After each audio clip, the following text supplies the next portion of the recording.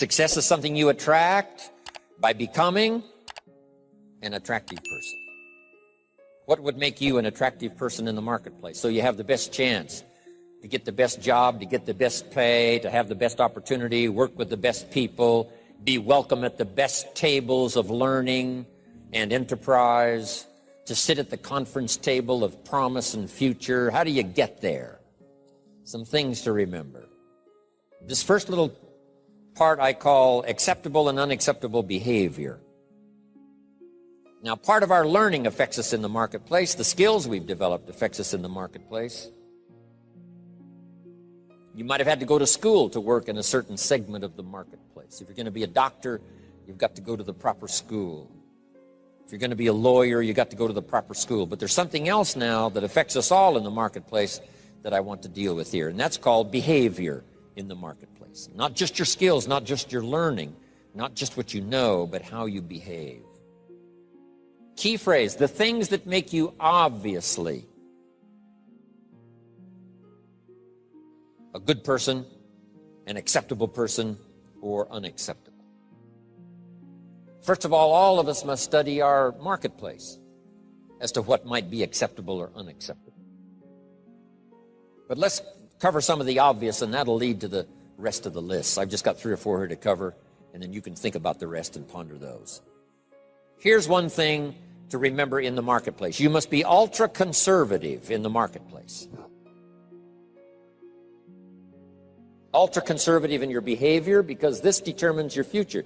This determines your paycheck. This determines the circles you can get into and the ones you can't get into. I've got some examples here, and you'll see where I'm going. Here's number 1, your language. The language you use in the marketplace has so much to do with your paycheck. Now, in some areas, that may not be totally true, where you could use bad language and tell dirty stories and cuss all day long, and it wouldn't make any difference. You know, if you're around people that cuss all day long and tell dirty stories, what difference does it make? Doesn't make any difference. But if you would like to exercise your skill and ability in another segment of the marketplace, here's one thing you might have to correct, or you might have to at least watch carefully, and that's your language in the marketplace. So jot this down. Be ultra-conservative in your language in the marketplace. Otherwise, you may destroy parts of the market that would gladly accept you and your product and your service if your language wasn't so unacceptable. Guy says, well, I'll tell dirty stories and cuss wherever I please, and I'm not saying that's wrong. I'm just saying it'll cost you. In some areas of business in the marketplace, it's going to cost you. Here's a guy that makes $100,000 a year, could make $250,000 easy. The other $150,000 disappears because of his bad language in the marketplace. He's unacceptable in some circles. They won't listen to his story, even though he has something good to share. So you see where I'm going here? Language in the marketplace. Here's what's the safest. Save your jokes for the bar or the pub. Don't put them on the marketplace. Or the inner circle, you know, where all the stories and stuff may be acceptable as you trade stories. But in the marketplace, you've got to be ultra-conservative. Shift gears if you have a problem. Shift gears, especially in the marketplace, and make sure that it isn't costing you a big share of your marketplace unduly. Because there's no use suffering an extra $100,000, $200,000 a year income simply because you're careless with your language in the marketplace. So of all the places not to be careless, it's in the marketplace concerning your language. So do you see where I'm going here? Next is habits. You just got to be careful of those. Smoking. Guy walks into an office and says, where's your ashtrays? How come you don't have any ashtrays? Ashtrays probably mean what? No ashtrays mean. Right? They don't smoke here. Oh, yeah, I forgot. So what I'm saying now, I'm not saying right or wrong to smoke. I'm just saying be careful in the marketplace that you aren't disturbing and wiping out and closing the door on a market you could enjoy simply because you're a bit careless about your habits.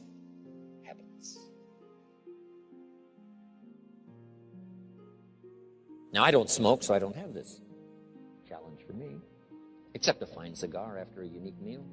Some places around the world still know how to prepare a gentleman's cigar. It's kind of an interesting experience, mostly for show. long as you know which end to dip in the brandy, right? But you see where I'm going here now on habits. Habits. Zig Ziglar talked about the man who was late. I'm telling you, there's some circles, if you're late, you're not welcome anymore. You say, well, I've been late all my life. If people don't like that, that's too bad. I'm saying that's okay. You can have that attitude if you want to, but what if it cost you $100,000 a year? Wouldn't you reconsider? That's too much to pay for the luxury of some habit that you could easily correct and maybe enjoy the benefits of a marketplace that's been closed up until now. This is all I'm saying. Take a look at your habits. Take a look at your language. Here's another one. Your dress. Now, sometimes dress changes regionally. In San Francisco on a business day, they wouldn't expect you to look like West Palm Beach.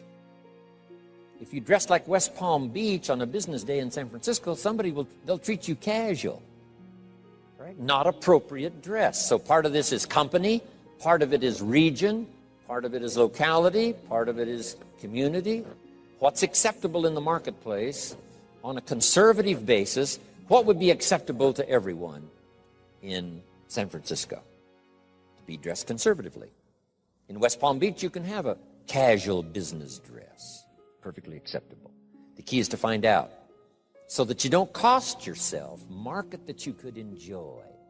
You don't cost yourself customers that you could have. You don't cost yourself people that would gladly join and be part of it. It can be for these difficulties. I had to learn some of this stuff. All of us have to learn the social graces and what's acceptable. White socks don't go with the black tuxedo. I mean, some things you just have to learn. What if a guy called on farmers in his tuxedo? See, the word would spread. You should see this clown. So now that's the severe side, but here's what I'm asking you. Check your dress, check your clothes, check your attitude, check your behavior, check your language, check your habits, especially in the marketplace where you get paid. No use slamming the doors you don't need to slam. No use shutting off opportunity that you don't need to shut off by not considering some of these things, okay? One more I found important. Make your employer, not your banker. I wondered why a few opportunities I lost because too quickly I asked for a raise. I'd only been there a month, and I said, could I have an advance? An employer says, wow, I thought we hired the right guy, but this guy needs extra money already. Can't manage his affairs, has to have an advance. So here's what don't make your employer your banker. Make your banker your banker. If you need a little extra money, go to your bank. Go somewhere, but not to your employer. Here's why. An employer is like opportunity. Opportunity doesn't want to see your need. Opportunity wants to see your seed. So let employer be employer, let banker be banker, let friend be friend.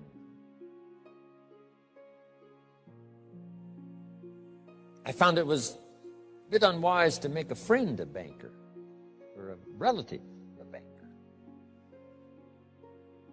Do you know why you go to a minister to discuss certain things? So that he won't disclose it to the marketplace. And you go to your doctor to disclose it so he won't disclose how weak and sickly you might be. So you don't bring your sickness to the marketplace and talk about it. Talk that over with your doctor. Talk over your maladies and your problems to your doctor. So jot this down. It's called show your seed and hide your need. In the marketplace especially. Show your seed, show your willingness, show your desire, show your hard work, show your work ethic, show your arrive early, stay late attitude. Show that, but not your need. The marketplace is not interested in your need. Next is code of conduct. It's not a bad idea to take a piece of paper someday and just jot down what is your code of conduct. What do you expect from yourself? Some things you will do, some things you will not do. Jot this phrase down. What I want to be known for. Here's what I want to be known for. And that's not a bad list to make.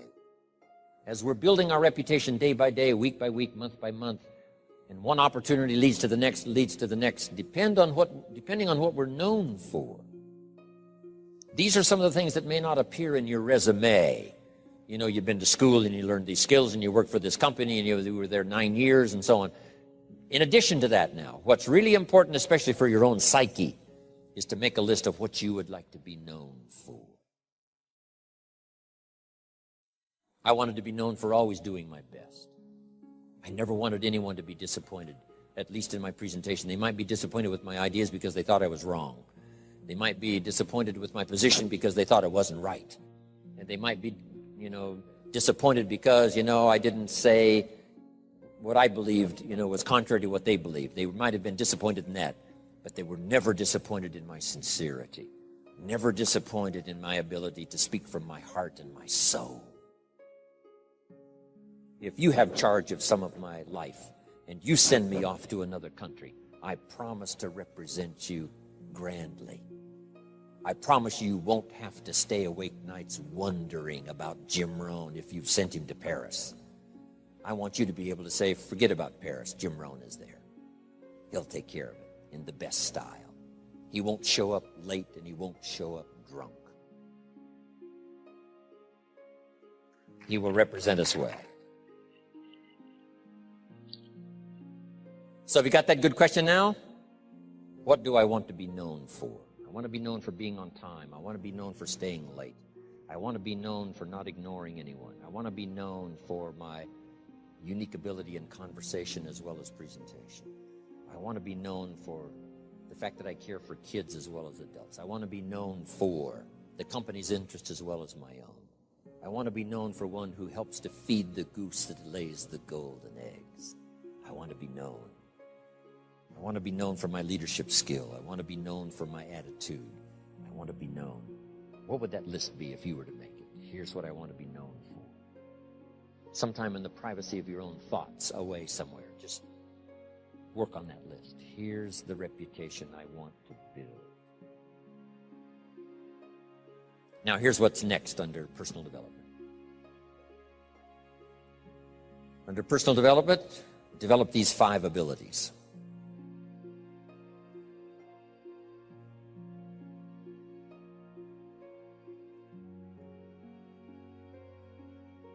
First of all is the ability to absorb.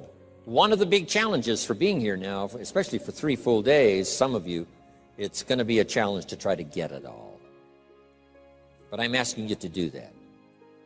In another seminar I do, here's a little phrase I have. For the future, pay attention. See if you can't get everything. Every word possible, every idea possible. It's easy to let your mind wander, right, and not really concentrate and dig in and make these days extraordinarily valuable for you. Absorb the atmosphere. Absorb the drama of the occasion. Absorb the spirit of the occasion. Absorb the reasons for coming here and then the reasons for going back home and making a difference. Absorb the variety of voices you're going to hear this weekend. And absorb the provocative ideas as well as the ones that you agree with. Absorb all of that. Take it all in. By listening intently, taking good notes, talking with each other. Here's one more. Absorb the drama of each other. You're going to have a chance to meet some excellent people here. Losers don't pay this kind of money to come to seminars. The reason why the price tag is substantial is because when you get here, you'll have an excellent chance of meeting some pretty good folks. Even if they borrowed the money to get here. At least they knew how to do that. Whatever it takes. So don't go away without meeting some people. Here's the next part. Listen to the testimonials. You may pick up some ideas from someone's testimonial that'll be just as valuable as what I share from this podium. And sometimes a word spoken in private from someone's unique testimonial is so powerful It's just as powerful as all the words given by the presenter. So take that all home. Key, absorb the chance for a new beginning.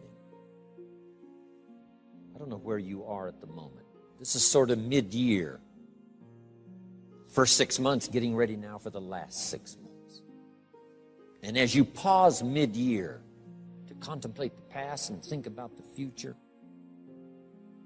as you ponder for a while ideas that you've already heard, anticipating that you're going to hear some more, how could that create for you a new beginning?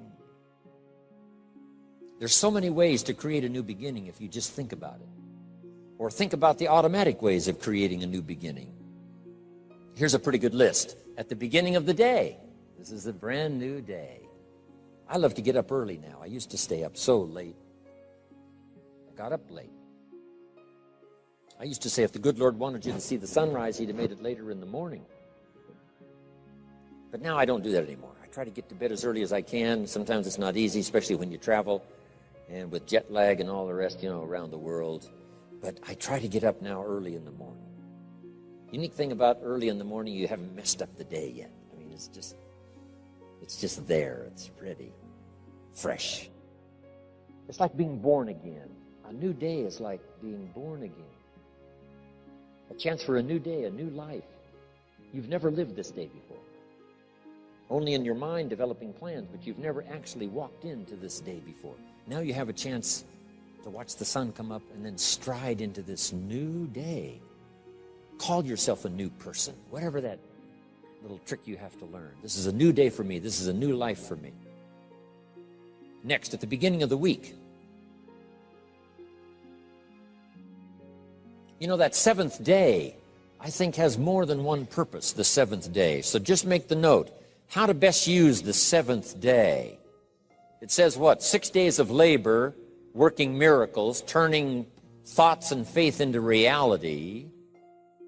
Then after 6 days of miracle working, turning ideas into reality, now it says, take the seventh day. And yes, the seventh day could be for spirituality. Yes, the seventh day is to contemplate God. Yes, the seventh day could be called for worship. Yes, the seventh day is to take some time off.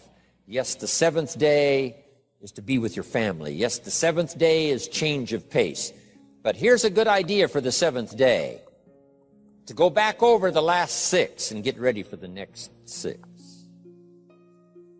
You just pause that seventh day. Because I have another little piece on that in this list of 5. And maybe now mid-year, having come here for this weekend, mid-year, you can think of ways to gather up what's happened to you since the first of the year till now. The drama, the disappointments, the highs and the lows and the mixture and the stock market and whatever's happened to you, these 6 months, and say, I'm going to go home and create a new beginning. I'm not going to be the same again after this weekend. You can conclude that, and I promise you, the days can be so extraordinary, you won't be able to believe it. So absorb everything. Take it all in. Don't miss anything. The sound, the music, the sights, the atmosphere. My friend Bill Bailey has this extraordinary gift. He doesn't miss anything. Better for him to go to Acapulco, come back and tell you about it, than it is to go yourself. And the reason is, if he goes, he won't miss anything. He'll soak up every detail, every person he met, the food and the aromas and the sights and the sounds and the colors and the people and the countryside. Then he has the gift of language. When he comes back home, he can tell it to you. When he talks, you can feel the water lapping on your feet. You can smell the aroma of the food. You can see the colors and the people. 2 gifts: to get it. Second gift, to share it. And put it in dynamic words, leaving out no detail. Because here's the key to remember. The drama is in the detail. Lady tells me I've lost 60 pounds. I said, well, is that it? Is that the end of the story? She said, oh, no. Oh, no. There's a lot more to the story than that. And I said, well, I appreciate the number, but give me the details. What was going on in your life before? She says, well, misery you can't believe. I know I missed 3 good jobs just because I had too many pounds. And I says, how do you feel now? And she starts to cry. Wow, that's what I want to hear. The details. The drama is in the details. Give me the numbers, yes, but what does this number mean? For some people, the number means everything, before and after. The number means so much drama you can't believe, before and after. Before the day and after the day. Give me the details. Absorb, take it in, don't miss anything.